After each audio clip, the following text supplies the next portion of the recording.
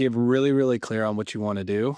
And sometimes it takes taking action and figuring that out and failing and starting. But then after you've done that, find somebody who's done what you want to do and then just get around them. People gravitate toward generosity, and paying it forward is always the right way to be. Be a giver, do more than it's expected, like in any possible way. The smallest of touches, people really connect to that. Don't do it just to check a box. Do it because you genuinely care about that person. What is going on, STR Nation? This is your host, a brother from another mother, Emanuele Pani, here with the man himself, Mr. Mike Riley. What's going on, Riley? I missed you. I know. I've been a little hiatus the last couple weeks, but I'm doing awesome, man. I'm really excited about a few things that we're working on right now, specifically just helping people get more co-hosting deals and grow their management company easier, just through a better process, a better sales process, and just fully baking it out. And I've been doing it for my company for a little while now. So now I'm just sharing the goodness and goodies with others. So Yeah, that's been my main focus. If people want to hear more about that, where should they kind of tune in? Mainly in the Facebook group, some short-term rental secrets. We've got a link probably in the show notes too of it, but we have like an 12,000 people in it, and I'm pretty active in there, sharing the goodies every week. So yeah. So if you guys are not part of that somehow still, that's definitely a great place for you to go. I know how you feel about the podcast today, but the podcast today, we had Diana and Josh Dobkin, and they were absolutely amazing. They do, I don't even know how to describe what they do. Because they do so many things, right? But primarily their latest project has been an hotel in Palm Springs. And we got to talk about just kind of the entire process of something big happened to them in 2020. And that caused them to really decide to look at life in a different way. We talked a lot about the power of your environment plus relationships. And also the understanding of like, how do you get to make big decisions? Like, how do you process big decisions? And everything that goes into, bringing that vision to reality, and all the lessons that they've had over the last 5 years that now brings them to a point that they have 35, 40 properties under management. They have a design side of the business, and now they're launching a hospitality brand with their first hotel in Palm Springs. But Mike, tell me, what was your favorite part of the show? I've got like a page of notes. They did such a good job of just simplifying things. But managing construction projects are not simple, and they gave us tips on how to simplify them. Doing a whole boutique hotel, doing the underwriting, they simplified that too. They simplified also just working together as a couple as well, because that is probably the most complex part of it. They've got a great story of kind of where they came from and why they made those decisions. So it's just simple, concise, and action-packed. And that was their biggest tip, was like, take action on something, even if it's going to make you scared. Like, take action, and then you're going to create an unfair advantage when you do that. 100%. And it's that question, right, that I would love to leave you guys with as you listen to the show. It'll come towards the end, but what is your unfair advantage? Because you all have one, right? Our life experiences, everybody gets an unfair advantage. So let's figure out what yours is. And we hope that this conversation helps you get there. So without further ado, we welcome Deanna and Josh. How are you guys? Good. How are you? Thank you for having us. Amazing. I'm super excited. So I was trying to come up with a bio for you guys, and you've had such a wide ranging life in all things real estate, hospitality. And so without trying to limit who you guys are, why don't you tell us what your story is? Yeah, sure. We will try to keep it concise. So my name is Deanna. This is Josh. We're married. We started real estate about almost 4 years ago. We were living in Seattle, and obviously, like everyone, like COVID just kind of put a lot of things into perspective for us, changed the way that we were thinking about things.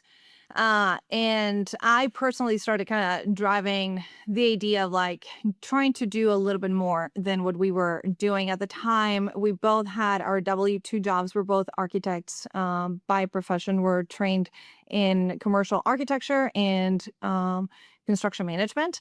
And that's what we were doing in Seattle. But in 2021, during COVID, I unfortunately, my dad got COVID and I had to fly to Colombia, where I'm from, and spend 4 months with him in the hospital in under coma. And that to me just changed everything that we were doing in our lives. And my dad ended up passing away that summer of 2021.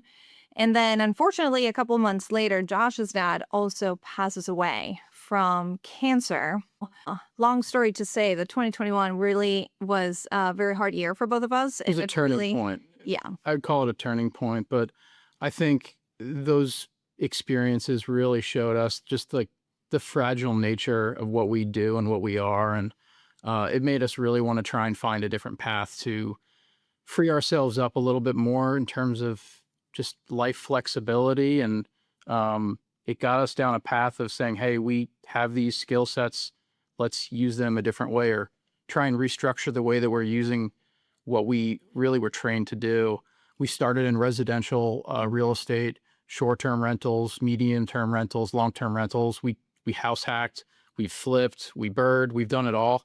But we realized very quickly that commercial scale was really where we wanted to focus our time because of our backgrounds. And so we spent several years really training ourselves up between property management.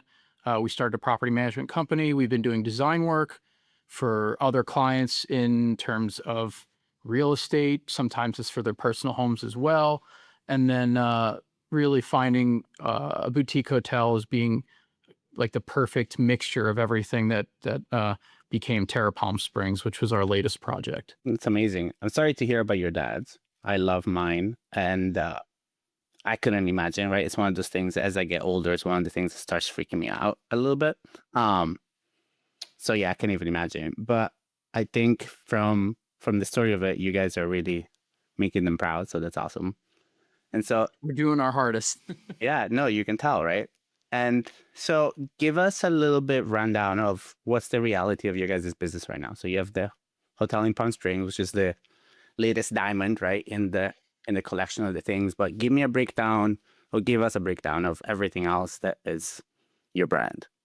Yeah, so we currently have 3 primary businesses, or 3 buckets, the way that we like to look at them. One of them is, like Josh mentioned, in the process of getting us ready for our first boutique hotel, we decided to become experts at managing properties at scale. So we started a co-hosting company for other investors, and we manage currently around 40 properties in 3 different states.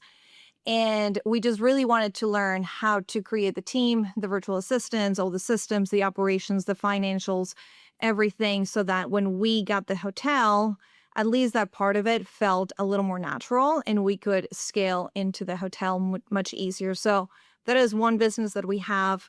We also have a design consultation company that, also what Josh mentioned, we've been able to help a lot of investors. We focus only on investors.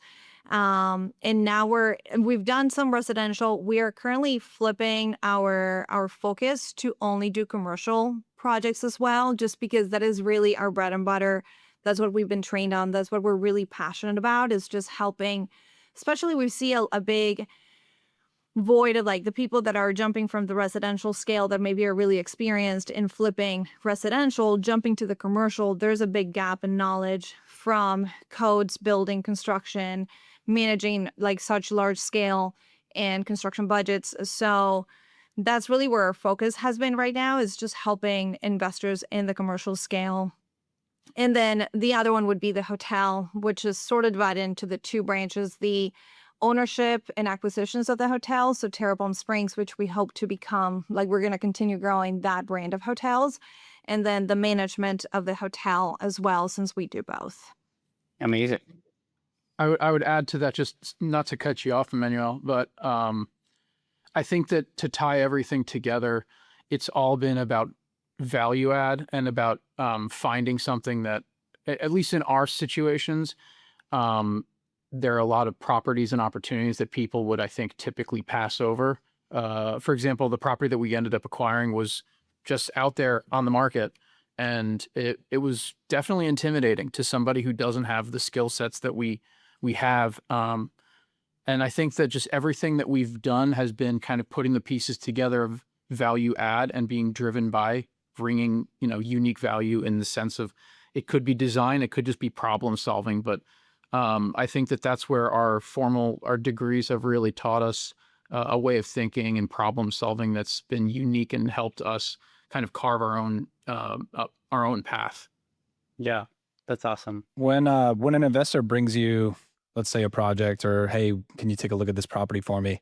A lot of times it's value add, right? What's some of the first things that you guys look at when you look at a new property that needs some work? Yeah, we try to tell all of our friends, investors, everyone that we talk to, and especially clients, that ideally you want to start talking to us even before you close. Like if you are talking to us and you already closed on the deal, we're already late because there's so much value that we can bring even ahead of that, and to help you, like literally ideally we would be sitting on the table on day one when you're still doing your pro forma, where you're still analyzing the deal and underwriting it. Because at that point, the things that we start looking at is who's your avatar, is your construction budget. That's where like our construction management background really comes into play, because we are able to see, okay, this is what you're underwriting that you want to spend in construction in order to hit this ADR and this occupancy. And we're able to look at the market and see if those two match, or if there is a discrepancy in there where we can come and say, hey, really, you're not doing enough to, like, you should increase your budget, or we should think about this one thing that's going to drive your revenue up. So we come from the beginning more like a strategic placement of like making sure your numbers are aligned with your final product. And then from there, it's a wide spectrum of things that we can help with, from like looking at the building code analysis, looking at zoning, and making sure that what you're proposing is you're able to do what you're proposing. Thinking about marketing for raising capital. Yeah, so we really like to, because we're investors, we can play with putting our hats on and off of like as a designer, but also as an owner and as an investor ourselves, the things that we would think about, the things that we would care about, how to sell this product to other investors to bring capital, and how to tell a concise story so that investors buy into your idea, but it's not a fake idea of just some like rendering you did online. Like anyone can do that. Like it is true, tied to your numbers and to actual data. And so we like to help investors with everything and like help you strategize and do it in the fastest way possible. And that typically the way we're able to do that is by being on the table day one. Vision to reality is really a good way to look at it. So I'm curious, right? Because again, you guys are lucky I don't like the word lucky, but you guys, through the natural evolution of your life, right? You had some skills already that you have chosen to then use doing this specifically, right? We have a lot of our listeners, I think, fall into multiple buckets, right? But the boutique hospitality side and boutique hotels is definitely a thing that's been up and up, right? And so as you guys look at this, because now I'm looking at your hotel, you have a lot of wellness amenities, for example, right? Himalayan salt sauna, cold plunge pool, rain room, Ayurvedic inspired spa treatments. How did that happen? So like, what are the things that you guys had to think about or got to think about in terms of like, okay, this is the overall feeling, plus with the idea of a brand, how much is this your brand? Like, is this going to be the same everywhere, or is this specific because Palm Springs is a very health-driven market? No, really, really good question. Because I think it's a little bit of both. It's one, we were looking for 2 years for markets that we were interested. We know the kind of level of design we wanted to do, so that cut out a lot of the properties that we couldn't really push that just because the numbers didn't make sense. It's interesting because like when we found Palm Springs, we really didn't know much about Palm Springs. And a lot of people actually told us like, why would you ever invest in a market like Palm Springs? It's so oversaturated. But the reality was that we love the market. We love the avatar. We love the location. It checked every single one of our boxes that we were looking at, like closeness to national parks within 2-hour distance from Metro City. So it just like literally checked every single box that we had. But then to your point, like, how do you take that into something successful? Because anyone can do that, but then you would be stuck in the middle of the road with not really a successful product. And I think that's where understanding the market really well, understanding why are people coming here. We underwrote the deal incredibly conservative. We underwrote the hotel being like in the middle of the road. We are putting renovations, and the hotel needed a full gut renovation, but we didn't include all the amenities that you read. Would obviously add to the value of the hotel and add to the nightly rate. We didn't include any of that into our underwriting. We just underwrote it like in the middle of the road. We were planning on doing a bar. And so then we would also have like alcohol sales and revenue from that, massages. We didn't put any of that into our underwriting. Part of it for being conservative, but also part understanding where we were at in our process, that we had never done a hotel before. And it was hard for us to estimate, like, in reality, for a 13-room boutique hotel, how much revenue can we actually bring from alcohol? Like, we would be guessing. So we didn't want to do that. So the underwriting was one part of it, where like we were being very conservative and just hitting the numbers where we would be comfortable. Like, if worst case scenario happens and those are the numbers that we hit, are we happy with that investment? But then on the other side, using our unfair advantage of the design of the construction to try to maximize every single angle from the design perspective, from creating amenities, from how to differentiate ourselves from the market. And one thing that we noticed was, even though the Palm Springs market, like you said, like the people who come here are very wellness and health oriented, because a lot of it is the LA population. There's no wellness hotel in Palm Springs. This is the first true wellness hotel in Palm Springs. There are some hotels that offer spa amenities, but other than offering a massage, that's kind of it. They don't really go deep into the ethos and the branding of the hotel. And which that's where we wanted to take it. We wanted to like really go deep. And from that, now we have developed like the brand of Terra that we hope to continue. We really believe the wellness market is only going to continue growing. And that is really the focus that we want to take into every single other hotel that we develop, is really taking that wellness forward and creating something that doesn't exist in that location. What are some of the ways that you went deep with the wellness? Like, what are some of the extra plus ones that you offer at Terra that's different than anybody else's? Yeah, so one of them, obviously we offered the spa services, which that one was just like, let's check that box. Like the best hotels in Palm Springs have. It's a must-have. It's a must-have. The other aspects were all in the details. So like from the materials of the rooms that we chose, we wanted everything to be, I mean, even in the name Terra, everything is really earthy, very grounded. We wanted people to experience everything in Palm Springs because of the mid-century modern. That's another thing. Everyone goes mid-century modern because everyone thinks that that's what you're supposed to do in Palm Springs. We did the opposite. Like, we didn't want to look like everyone else. Why would you choose to stay with us if we look like every other hotel? So we went with a very natural and earthy material palette. We added a lot of room amenities. So like we have a full wellness mini bar.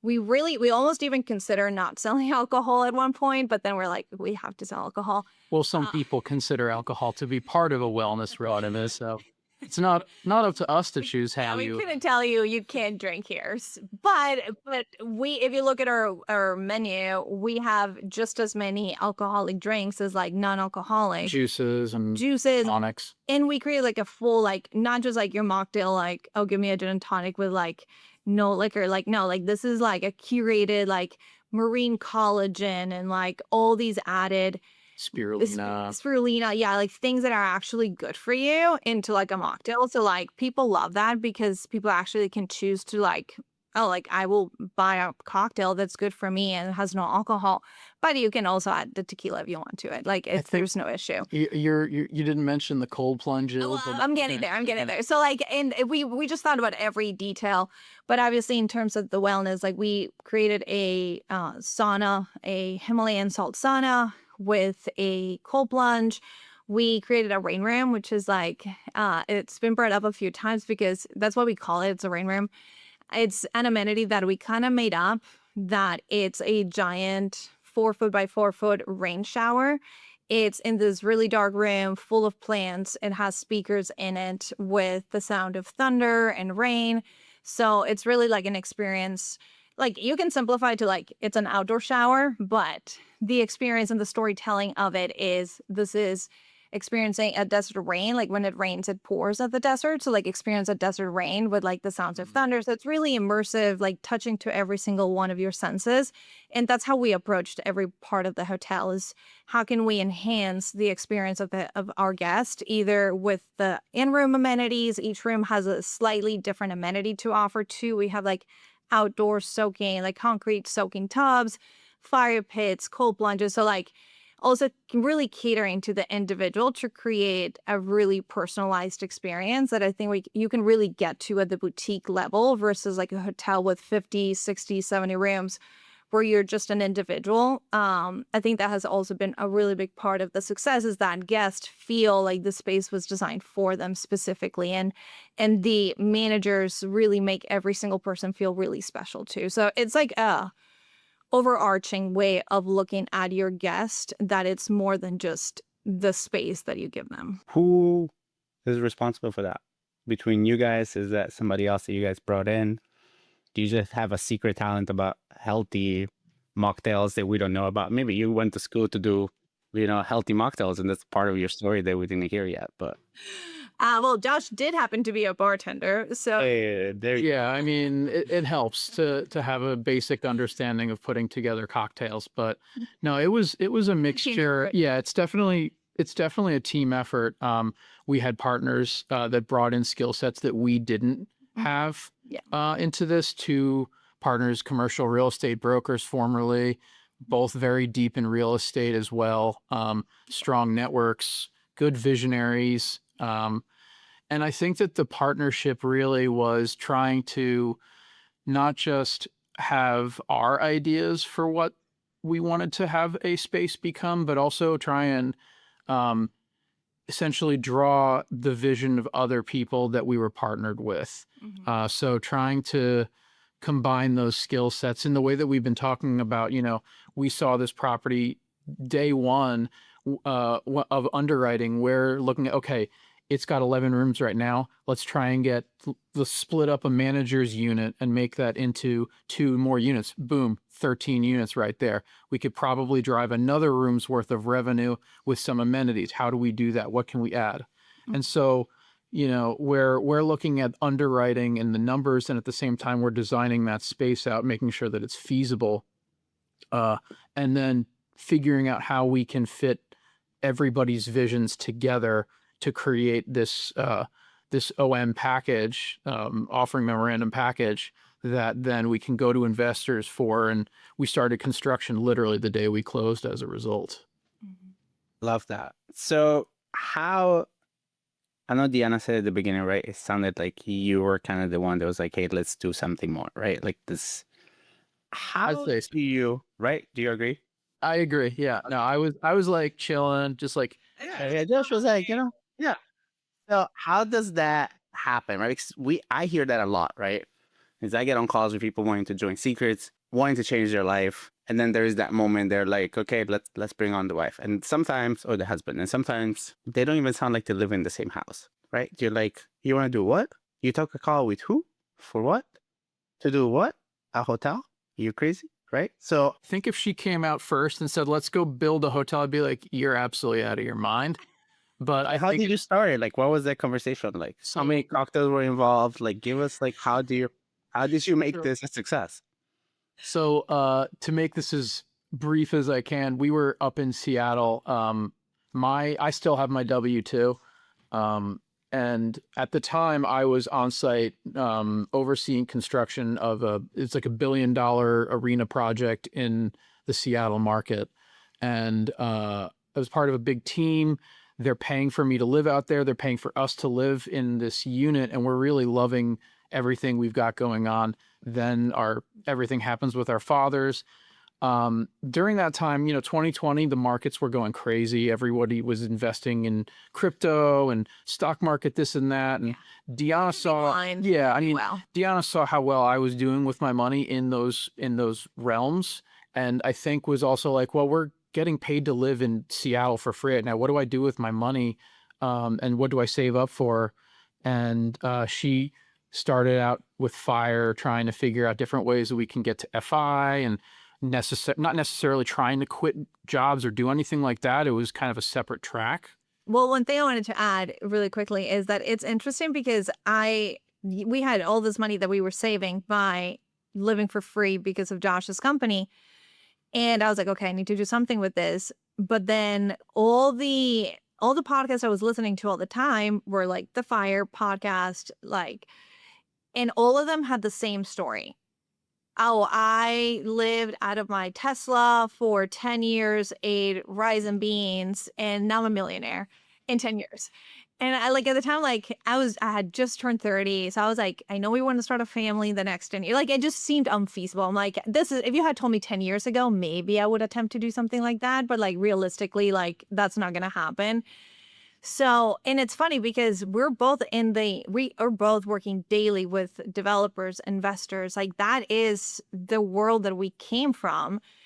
And nowhere in a million years did I even think, oh, real estate is something that we should do. Like I always thought this is for rich people. Like it never crossed our minds. Never. Even though like that is the people we literally talk to on a daily basis. And I just kept listening to podcasts because I was like, there's no way that this is the only way. Like someone must have figured something out.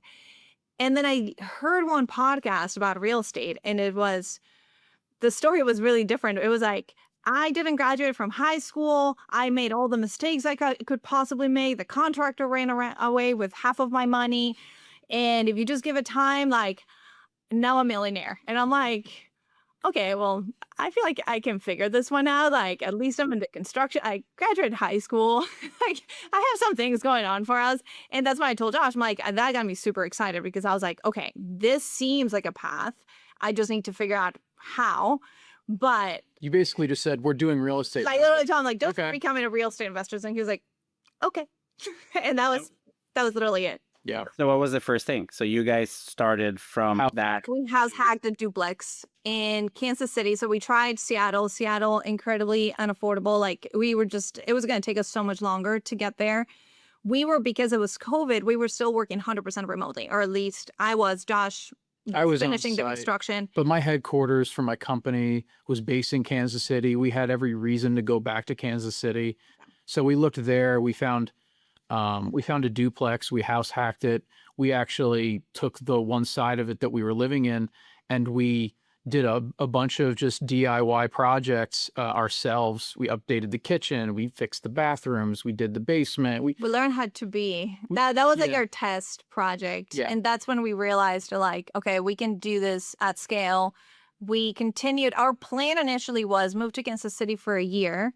And because the market was crazy, interest rates were amazing at the time. We're like, okay, 1 year of like just really going hard, getting to know our market, building the team in Kansas City, building the realtor, the contractor, the cleaners, everything.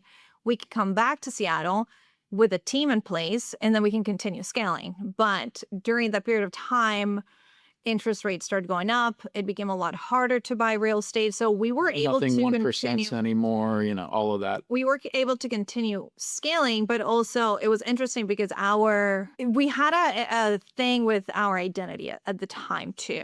Everyone that we were surrounded with, everyone was like, I hate my job and I want to quit and I want to become a real estate investor, like every single person around us.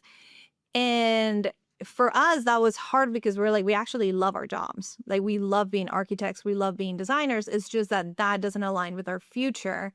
So we struggled with that a little bit because for the longest time, we were doing the side thing of buying properties, renovating them, putting them as short-term rentals, but we were just not passionate enough about it to say, oh, I'm going to quit my job and go do that for the rest of my life. Like that just didn't seem like big enough for us. Like we knew we could do so much more. And then that's where we were literally in San Diego for a conference, and we ended up staying we were too cheap to stay at the hotel of the conference. So I booked as an Airbnb and didn't know it was a Sonder hotel. And when we checked in, we got to experience like the boutique hotel experience where like everything was through your phone. Like there was no check-in, like person at the front desk. It was a beautiful building, beautifully renovated, multifamily that had been turned into hotel. The only people on site were the cleaners, And that's when like I told Josh, I was like, this is what we need to be doing. We need to be doing hotels. Like this is my background, like Josh's background is in commercial, like very large scale venues, venues. event spaces. Yeah. And mine is in multifamily. And so we were both like, okay, that's how we can combine our skill sets. Let's just do hospitality. Like we know how to do this. Let's go and learn how to raise capital and underwrite commercial properties. And we spent the next 2 years. We had a few properties under contract, walked away from them, but it took us 2 years really from that moment until we found Terra, just educating ourselves and finding it. So to people listening that can relate to your story, because I think it's a great relatable story, which I love, right? Because again, there are some people like, I have a ton of money and I didn't know what to do and I just bought a hotel. Well, shit. Thanks, man. Yeah, I love that for you. Congrats. That I'm like, yeah, congrats, right? I'm like, next life, right? But for those people that are like, yes, what would you tell them? So if they're in this moment and they're having this idea, right? So for me, a big thing is if the idea was impossible, you wouldn't have it. Because I don't believe myself to be any smarter, right? I'm not Einstein that just sits there and waits and has this magical ideas, right? It's just like, so if you have it, you can have it. Yeah. Mm-hmm. But how did you actually get it? Like, what would you tell them? I think surround yourself with the people that feel the same way, that are looking to do the same things. That's a big one. Find people that you can trust that bring value in terms of skill sets where you might not have them. Those are the people that you want to develop. I think relationships is the most important thing in real estate. And I think that no matter what skill sets you've got, you have value to give, and other people have value to give as well. And everybody's got such a unique approach and a unique mixture of qualities that you just have to look for the right people to synergize with what you yourself bring to the table. And I think that's been a big part of how we got to the point we got to. It was finding the masterminds that worked with what we were looking for, connecting with those people in those, like-minded groups of people that are all driven toward the same goals. Yeah, I would agree. I think for us, we spend so much money in masterminds and just educating ourselves, learning from other people's mistakes. Like to me, there's no cap on that, like continuously learning and becoming better. And especially if it's something that when I literally had the idea, like I knew nothing about doing a pro forma. Like I've worked with developers and I've seen them and I see them crunching their numbers in their little Excel sheet, but I could not tell you anything about them. And now I actually learned that I love to underwrite deals, and I can sit in the and looking at Excel sheets for hours, and I would have never known that 3 years ago. But I think something that we talked about recently, which is really funny, is I think finding what is your unfair advantage. And for us, like looking back, you know how like they say, like looking back, all the dots connect. Like now looking back, it's like, well, duh, like the answer was always there. But at the time, we didn't see that. At the time, we felt so foreign to the real estate world because we didn't know residential. Like we felt like our skill sets were not helping us in any other way, no more than any other person coming into real estate, because we were not trained in residential or renovating homes. Like it was just such a different scale. The kind of contractor you hire for a residential project is also very different than the one we are used to working with. So it's a completely different skill set. So I think for us, it took us a few tries to learn, like, what are we passionate about? Like at the end of the day, like if we're going to do this for the rest of our lives, like we want to enjoy the process, enjoy doing it. And like, what is our best skill set that we can bring forward that we get excited to do more of that? And for us as the design, we're passionate about hospitality, and hotels happen to be that middle ground that brought it all together. But we have a lot of friends that like you just find what you're best at, and it could be connections, it could be bringing capital, it can be like you're in love with Excel sheets and become a master at them, and like whatever it is, I think like find the thing that you're really good at and like learn from the best, get in those rooms. You don't know, like you might not even be seeing the potential you bring to the table from your own perspective, but others might see that. And the right people that you're surrounded with are going to see that. I would add one more thing to that. And I think that this probably applies to me more than you sometimes, but like taking action and like learning through the process of doing is so much more valuable than only staying in the world of education. Yeah. That's been a huge part of it for me, especially feeling like you can get stuck in the education realm and just learning about things, but you learn so much more if you just jump in and start doing things. It took us probably 2.5 years to finally figure out how to put it all together in a way that we wanted to. But that process was so critical to get through to get to that point. Love that. That's a great point. Yeah, the last like 5 minutes have been gold. I think I always tell people is like, get really, really clear on what you want to do. And sometimes that takes taking action and figuring that out and failing and starting. But then after you've done that, find somebody who's done what you want to do and then just get around them, whether you got to pay them or work for them or just hang out with them or help them with something, just do that. And then I love the what is your unfair advantage too, because I can hear and feel people listening to this right now thinking, what is my unfair advantage? And if you don't know that, ask people or sit down and think about that. And if you don't feel like you have an unfair advantage, go take action on something. Go do something. Go do something cool that other people aren't doing or something cool that maybe puts you out of your comfort zone. If you do that, you'll start to create an unfair advantage. And then you guys did it in 2.5 years, which is amazing. It could happen quicker for somebody else. It could happen longer for somebody else. But this is such a awesome story you guys have and doing it together too. That's one of the things I love doing with Sierra is just growing together and just doing it together. And she picks up where I, lack, and vice versa. So that's super inspiring, you guys. I love that. With 2030 now being closer than 2020. Whoa. Right? Yeah. That's a terrifying thought, but yeah. Maybe. I mean, seeing how the last couple of years have gone for you, maybe not, right? So that's a fair point. Yeah. So what's the future for you guys? Like, so if we're talking 5 years and 6 months from now, what's the story? What are you going to tell us? I think the goal for us has always been, it started from, like, our why started from such a personal, like, deep emotion that it created so much pain that we saw our parents, both of our fathers, incredibly hard workers, but they put work above everything else. Like, both of them working incredibly long hours, not being able to enjoy their lives, not being able to enjoy the time with their kids or with their grandkids. That when we saw what happened to both of them, like, one, Josh's dad had cancer. We dealt with his cancer for 6 years, but even then, like, even though Josh was prepared for the time is coming, it was still short. Like, you're never really ready for that. Well, I would say it a little differently. Is I put work in my own, profession ahead of going home necessarily. And what I had told myself was, I'm on a deadline. Like, this project needs to be done by this date.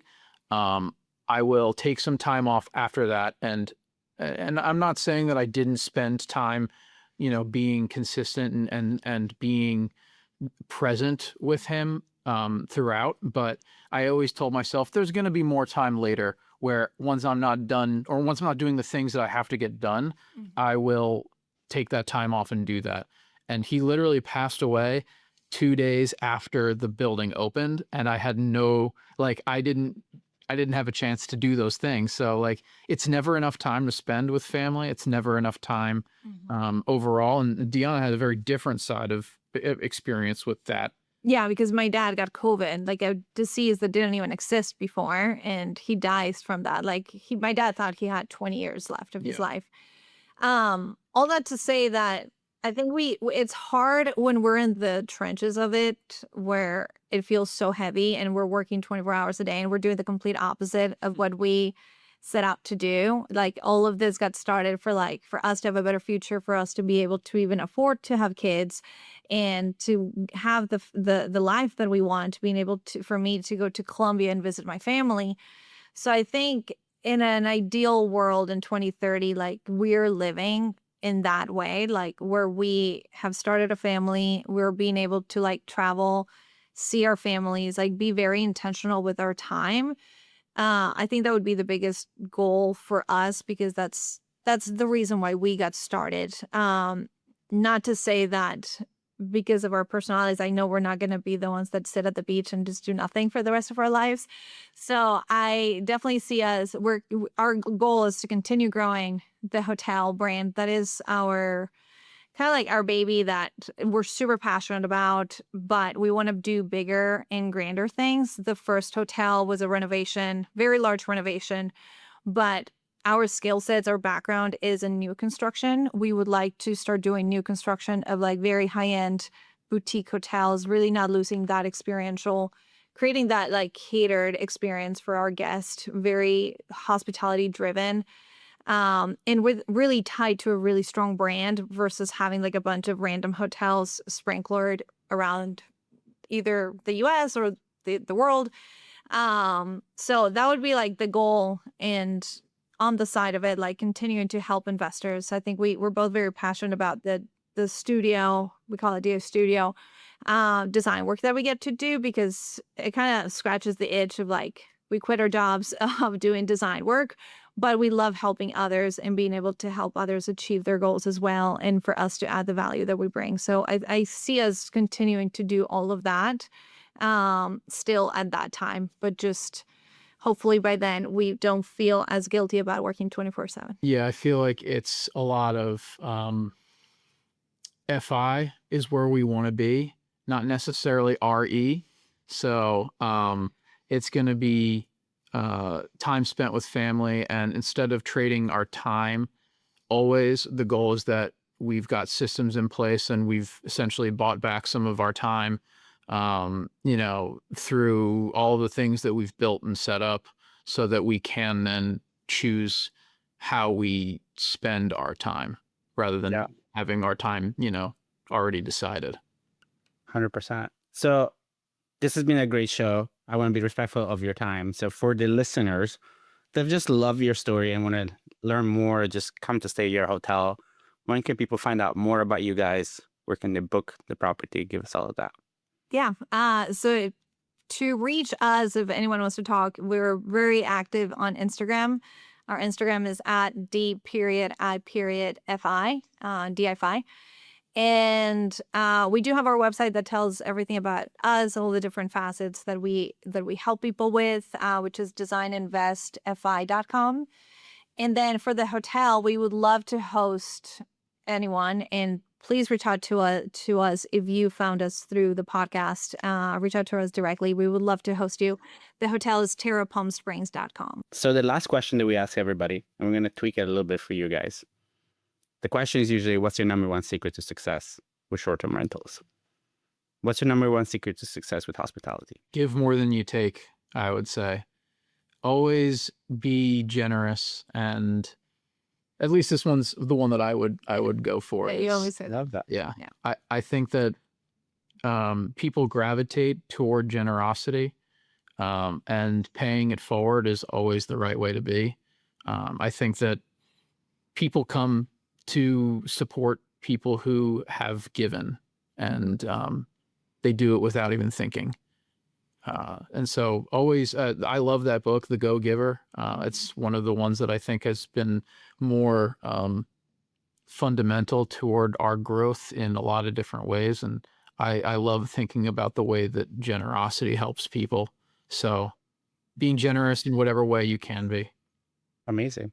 Deanna, what you got? Honestly, I don't think I can say it better. I was going to say that it's tied to that, but I think for hospitality specifically, one book that we make our whole team read and that I really drive myself by is Unreasonable Hospitality, which goes to same, like be a giver, do more than it's expected, like in any possible way. The smallest of touches, people really really connect to that. Don't do it just to check a box. Do it because you genuinely care about that person that you're serving. Like whoever's taking the time to come to your short-term rental to celebrate, like to us, like every time I get an email saying like celebrating our anniversary, like I'm like, oh my God, you chose our property for your, like, such a special moment. Like we don't take that for granted. And in any way that we can help make that experience even better, more than you could expect, we will 100% do that, because we don't take that lightly and we don't take it for granted. I love that. Well, this has been such a great conversation. Deeply enjoy getting to know you guys. Wishing you guys all the success Thank you. on the Thank next you. project, right? I'm super excited to see what this brand becomes. Riley, any last minute thoughts? No, I do not have any last minute thoughts. It's been great. Great to meet you guys. Just give you a follow on Instagram too. So looking Thank forward to connecting more in the future too. I'm also going to read that book, The Go Giver. I haven't read that. I've heard of it, but never read it. It's a good one. Awesome. Well, guys, I know this was deeply enjoyable for everybody, and we'll see you guys on the next one. Ciao, guys. Thank you so much. Thank you so much.